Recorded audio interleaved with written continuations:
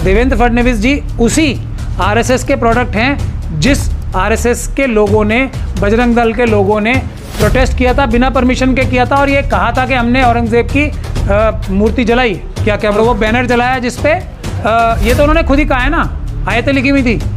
शिवाजी के साथ मोदी जी का नाम लेना मतलब शिवाजी की बहुत बड़ी बेइज्जती है। तो देश तोड़ने वाले हैं ना ये लोग, कभी भी एक करने वाले नहीं है। इनका मकसद तो भारत जो अब ये कम होके भी बच गया है उसको भी तोड़ना है। देवेंद्र फडणवीस जी उसी आरएसएस के प्रोडक्ट हैं जिस आरएसएस के लोगों ने, बजरंग दल के लोगों ने प्रोटेस्ट किया था, बिना परमिशन के किया था और ये कहा था कि हमने औरंगजेब की मूर्ति जलाई, क्या क्या बोलते हैं उसे, प्रतिमा जलाई है और वो बैनर जलाया जिसपे ये तो उन्होंने खुद ही कहा है ना, आयतें लिखी हुई थी। तो फडणवीस जी भी उसी संगठन से आते हैं। तो वो तो मेरा जो दावा और इल्ज़ाम है उनके ऊपर, वो लोग तो वही संगठन तो करवाने वालों में है, तो वो अपने ही खिलाफ एफआईआर करेंगे। लेकिन इससे भी बड़ा खतरा ये है कि हमारे सारे उलमाए सू अभी वहाँ पहुँच चुके होंगे नागपुर और लोगों को गुमराह कर रहे होंगे कि हम तुम्हारी पुलिस से सेटिंग करा देते हैं, ये करा देते हैं, पुलिस के खिलाफ कोई कार्रवाई नहीं करनी चाहिए। यही काम कर रहे हैं वो जाके। ये आरएसएस से मैं कह शांति उन्हीं के संगठन, वो भी तो आरएसएस के संगठन ही हैं। जो इनके टॉप लीडर्स हैं वो तो आरएसएस के ही मेंबर्स हैं। अरशद मंदी मोहम्मद तो अल्लाह वाले दिखाने के लिए अल्लाह वाले हैं। अल्लाह की जगह बहादुर शाह जफर की तस्वीर जला दी गई, क्या कहेंगे इसमें सर? उन्हें तस्वीर से मतलब है, उनका मतलब सिर्फ जलाने से है, उनका मतलब सिर्फ आग लगाने से है, उनका मतलब सिर्फ हमला करने से है और किसी चीज़ से थोड़ी मतलब है उनका। लेकिन वो तो कह रहे हैं कि प्रदर्शन करने पर से लोग पत्थरबाजी कर दे रहे हैं, आगजनी कर दे रहे हैं, हिंसा फैला दे रहे हैं। सवाल ही नहीं पैदा होता ना, हो ही नहीं सकता। ये जनरल पब्लिक भी नहीं कर सकती जो जनरल कैटेगरी से आती है, ये सिर्फ आरएसएस के कार्डर्स ही करते हैं। लेकिन अक्सर बेशतर लोग जो लोगों को देखेंगे कि उनके दादा का नाम, दादा के दादा का नाम या ताऊ के बच्चे का नाम याद नहीं होता। 300 साल पुरानी जो हिस्ट्री है उसको अच्छे से डिस्क्राइब करते हैं। आखिर इतना मतलब मेमोरी इतनी अच्छी कैसे है? पेड़ के पीछे छुपे हुए थे ना सब ये सब लोग उस वक्त देख रहे थे। उस वक्त पेड़ के पीछे छुप के सारी चीज़ें देख रहे थे। तभी तो मैं कह रहा हूँ उस वक्त जब ये थे लोग, अब कितने अच्छी तरीके से सारी बातें बताते हैं ना कि ऐसे आँख में ये डाल दिया, ऐसे नाखून नोच लिए, ऐसे ये कर दिया। ये तो सब पेड़ के पीछे छुपे थे, उस वक्त मदद करने गए नहीं। अब ये तब से लेके आज तक कुछ नहीं कर पाए। अंग्रेज़ों के टाइम में तो इन्हीं के लोग थे सारे, तब भी कुछ नहीं किया।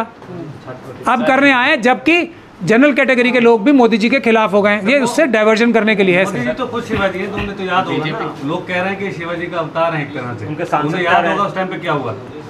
अब देखिए इतने बड़े आदमी के साथ ऐसे आदमी का नाम लेके शिवाजी का नाम गंदा मत करो आप प्लीज़। मैं इसका जवाब नहीं देना चाहता।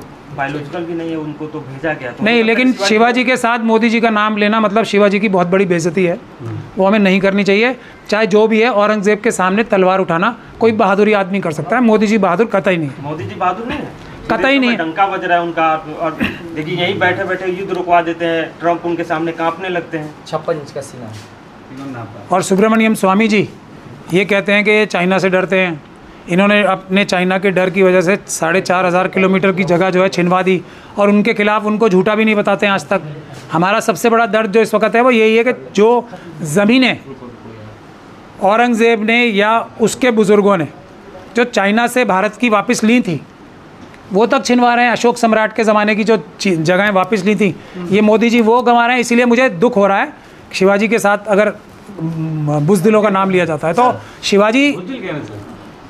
शिवाजी बहादुर आदमी थे। अब मोदी जी तो बुज़दिल ही है ना, क्या मोदी जी भी बुज़दिल नहीं है? तो सुब्रमण्यम आके दिखाते हैं तो मामला फैसले पलट जाते हैं। लाल आके तो बहुत सारी चीज़ों से होती हैं, अब मैं उस सब चीज़ों में नहीं जाना चाहता। लाल आके दिखाने से कुछ नहीं होता है।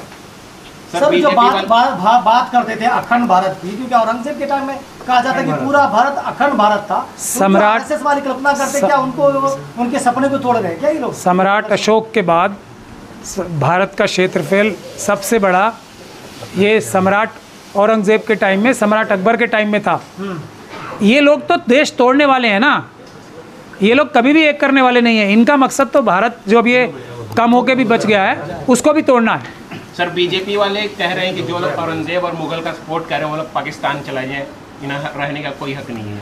अभी हम लोग उस तरफ जाएंगे, लेकिन अभी हमारी सरकार आ जाए, वहाँ के लोगों से बात करेंगे और उसको वापस भारत में मिलाएंगे। अभी समय नहीं आया, अम्बेडकरवादियों की सरकार आने दो।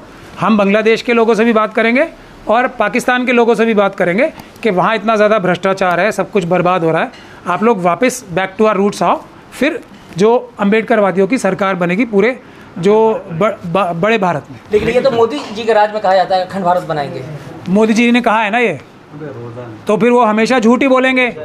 मैंने आपको कितनी बार बताया, मोदी जी जो भी बोलेंगे उसका उल्टा सच होता है। ये है बात, अम्बेडकरवादी जो भी बोलेंगे वही सच होता है।